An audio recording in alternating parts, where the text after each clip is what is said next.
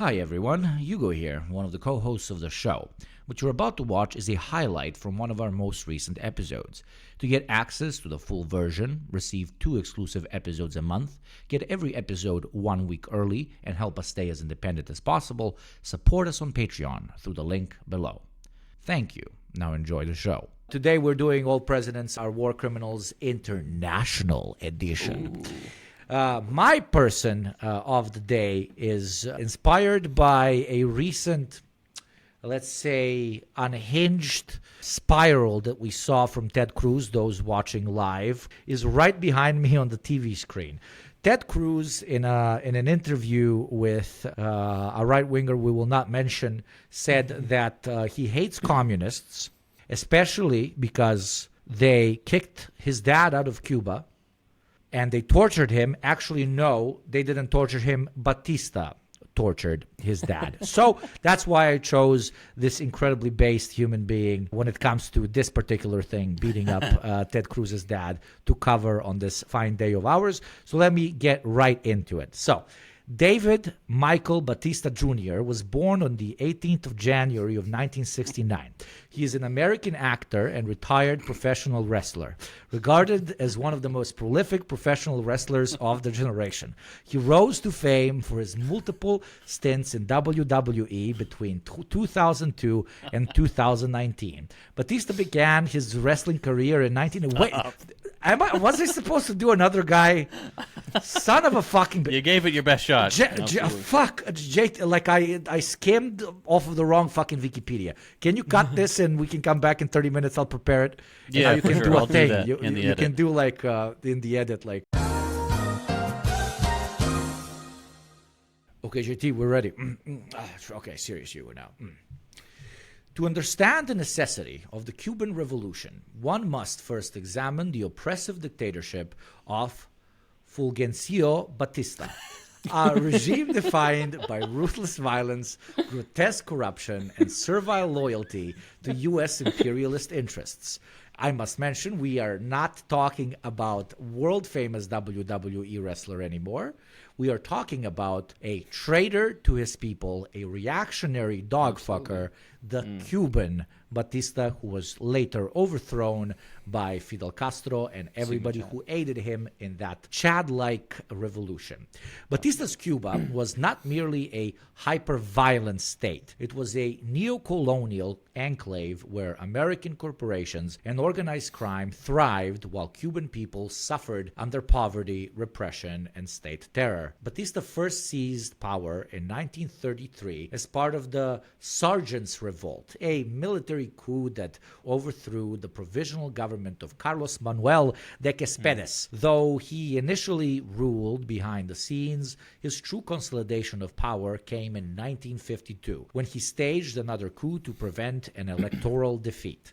This move was tactically and later openly supported by the US of A, which saw Batista as a reliable enforcer of American business interests.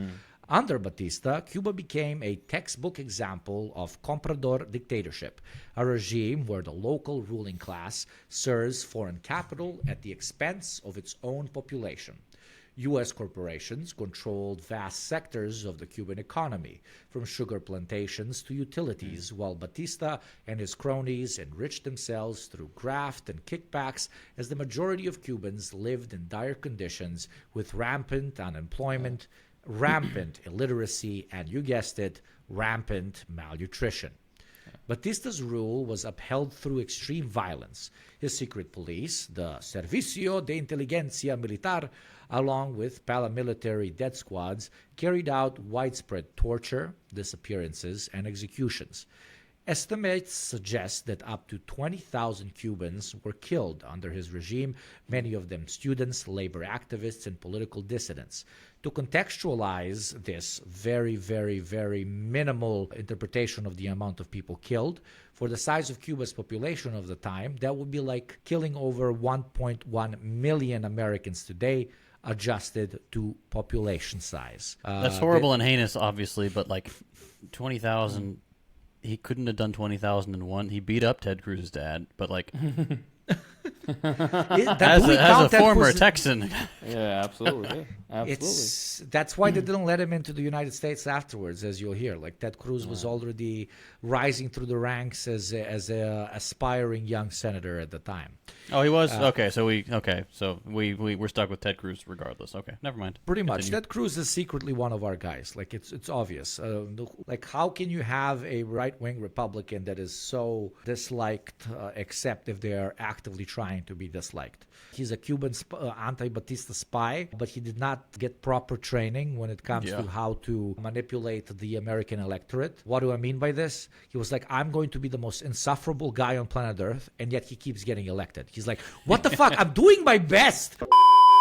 Another key instrument of terror was Colonel Esteban Ventura Novo, Batista's chief torturer, who personally oversaw the interrogation and murder of countless revolutionaries. Prisoners were subjected to electric shocks, beatings, and mock executions. Some future use of CIA torture mechanisms were unironically tested in Cuba during his period. Bodies were often dumped in public as a warning to others. While Batista's henchmen crushed dissent, Havana was transformed into a hedonistic paradise for American tourists, mobsters, and elites. Batista legalized gambling and granted lucrative casino licenses to U.S. mafia figures like Lansky and Lucky Luciano.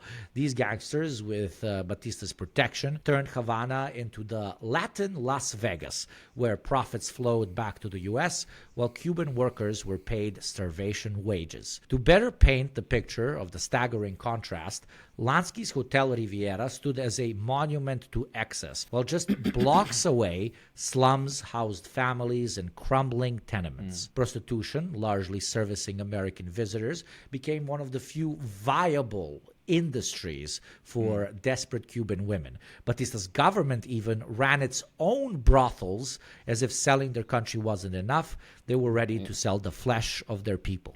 There was what's it called? Some American serviceman, officer, person who kind of helped with the prostitution aspect of this, at least with American military, because American military personnel were known to be some of the largest bruisers of this. And I remember the slogan that he had, or like the saying that he had in his diary, was like, "If you haven't had a broad in Havana, have you really been to Cuba?"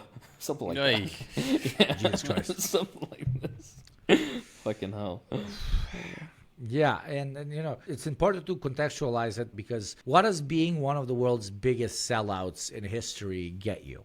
Well, Batista owned multiple mansions, including Coquin, a sprawling estate in Havana's elite suburbs.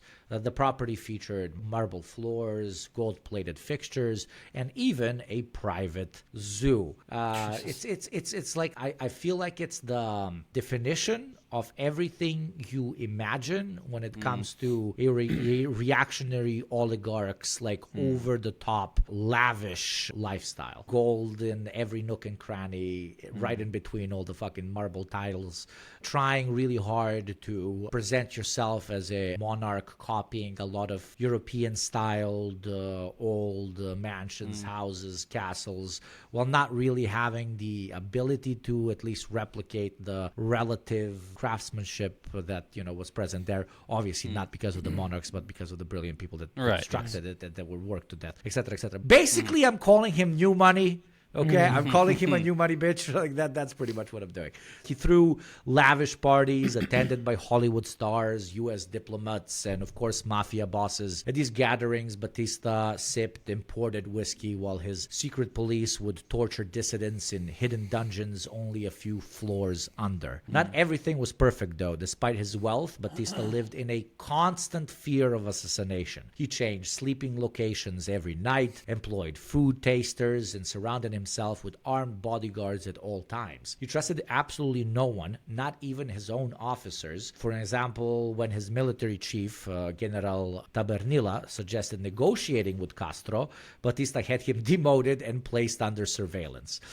Of course, the United States was not a passive observer in this whole game, but an active enabler of Batista's regime. And I think that's the main lesson we need to learn here today. The Eisenhower administration provided military aid, training, and weapons to Batista's forces, even as they massacred civilians. The CIA maintained close ties with Batista's intelligence services, sharing interrogation techniques and surveillance tactics. Oh, well, does that happen with Mossad nowadays? Maybe, I don't know. American corporations, meanwhile, lobbied Washington to keep Batista in power. Companies like United Fruit, ITT, and Standard Oil had billions invested in Cuba and feared any movement towards economic sovereignty. When Batista's atrocities drew international condemnation, the U.S. State Department downplayed the violence, framing the dictatorship as a bulwark against communism. Obviously not on the same level, but damn, does history fucking repeat itself? Bulwark against terrorism. Yep. Who am I referring to here? I fucking wonder.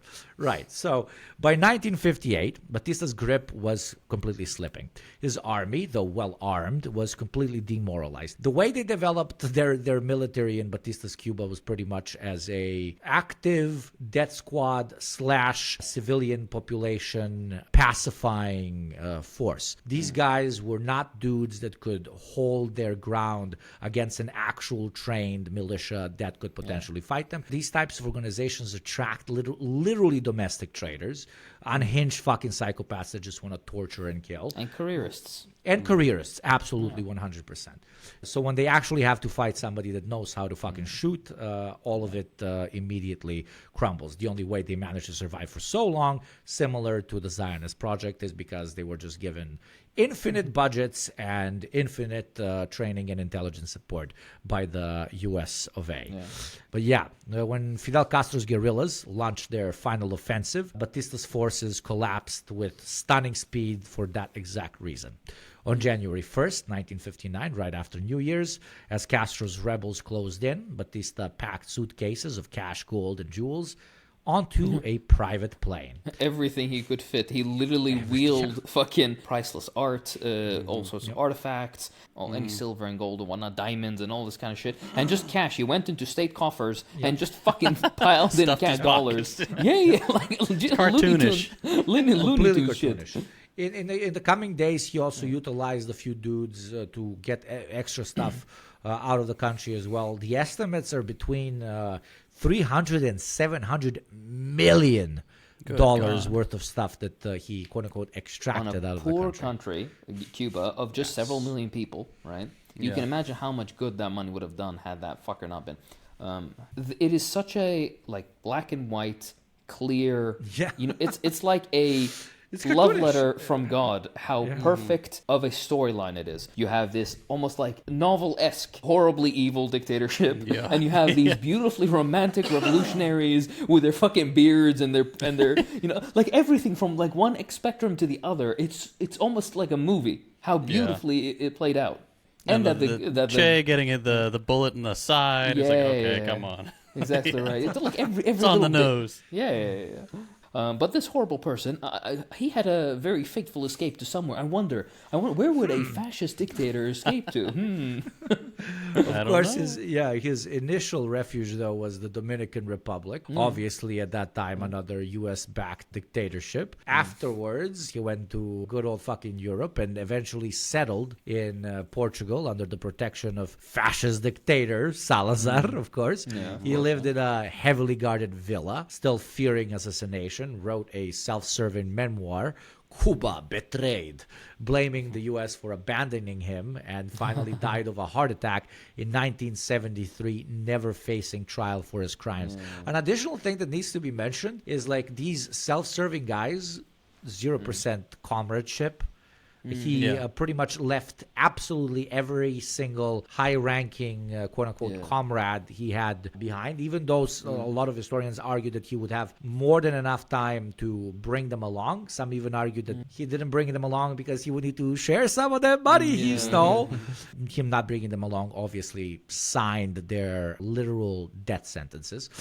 His family kept his stolen fortune, living comfortably in Spain and Miami to this day. Except for his granddaughter who was homeless, his great-granddaughter or granddaughter or something. Oh yeah, some I remember. shit. Yeah. There was some family infighting. His wife ended up doing like these like charities and like completely removing herself from the limelight while living in some big mansion somewhere in the States. Very classic post-dictatorial shit. Now his kids and grandkids are trying to do some shit. It's How do you very squander classic. $700 million worth of generational? Like, how do you fuck that up? That is nearly impossible. Like, you don't have to do anything. If he mismanaged this, imagine how he mismanaged Cuba. There I disagree, though. He did not mismanage Cuba because his job was of to course, manage Cuba Yeah. as a, just a fucking money dump for American legal and in his case also illegal businessmen. But yeah, none of the money ever got back to the Cuban people. And he ended up dying like a lonely dog that he was. And that's pretty much his story. A man defined by 100% treason to his island nation, who ended up alone, even betrayed by who he believed he was truly serving. Oh no, I thought the Americans were my friends. Woe is me. Surely this time. Surely Who this would've time. thunk? They would. Some guy, Kissinger or something, said something about this. I don't know. Something about Something, that, something, something. Something, But yeah. something American friend, something American enemy. I don't know. Yeah. Absolutely. Thank you for watching. To gain access to the full episode, receive 2 exclusive episodes a month, get every episode 1 week early, and help us stay as independent as possible, support us on Patreon through the link below.